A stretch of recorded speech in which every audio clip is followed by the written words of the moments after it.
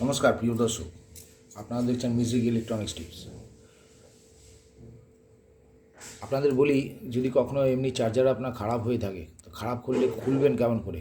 আগে সব থেকে প্রথম ভুল করবেন না, এইদিকে যে স্টিকারটা আছে হালকা এমনি করে তুলে দেবেন। তুলে দেখুন যে এই সাইডে স্ক্রুপ আছে কি না। যদি স্ক্রুপ নেই তাহলে আপনি কি করবেন আপনাকে বলি। প্রথমত ছুঁচলো কোনো একটা জিনিস নিন হাতে, নিয়ে দেখুন এখানে একটা বর্ডার লাইন আছে, ঠিক আছে? এই লাইনটার এই জায়গাটা হালকা করে কোনো একটা ঠোকাঠুকি জিনিস দিয়ে এমনি করে মারুন। মারতে দেখবেন একটুখানি গ্যাপিং পাবেন, তখন এটাকে হালকা হালকা করে আপনি এমনি করে ঢুকিয়ে প্রেসার দিতে থাকুন, ঠিক এমনিভাবে। এগুলো অ্যাকচুয়াল সিল থাকে, ঠিক আছে? কেন? যখন এটা কোম্পানি তৈরি করে তখন কোম্পানি নিজেই এটা সিল করে দেয়। তো সিল তো এমনি করে না, দেখেছেন এখানে একটা ডেনড্রাইট জাতীয় কোনো জিনিস দিয়ে সিল করা থাকে। এই দেখুন, এই দুটো পয়েন্ট যখন আমি এমনিভাবে লাগানোর সময় এমনিভাবে সেটে যাবে। এটা ইলেকট্রিক্যাল পয়েন্ট। এরপর আপনি কি করবেন,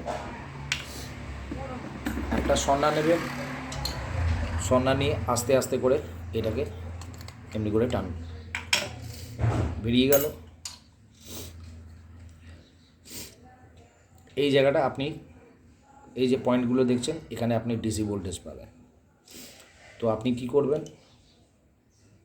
হয় এখানে কোনো লাইন দেবেন আর নয়তো এমনিভাবে এটাকে লাগিয়ে দিন।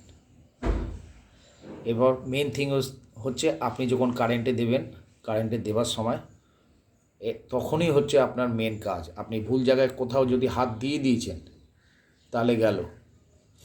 এবার কারেন্টে দেবেন, খুব সাবধানে দেবেন।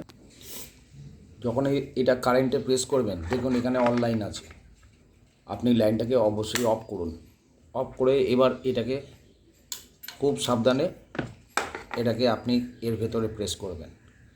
প্রেস করার সময় মনে রাখবেন যাতে আপনার আঙুল যদি এই বডি এখানে হয়ে থাকে, আপনার আঙুল যেন কোনো রকমের ভেতরে না হয়, আটকে যায়, আপনি শর্ট খেতে পারেন।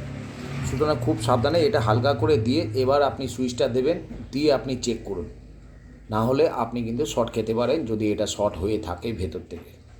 তাহলে ভোল্টেজ কিন্তু ডিসি না দিয়ে আপনাকে বেশ ভালো মতন এসি ভোল্টেজ মেরে দেবে কারেন্ট।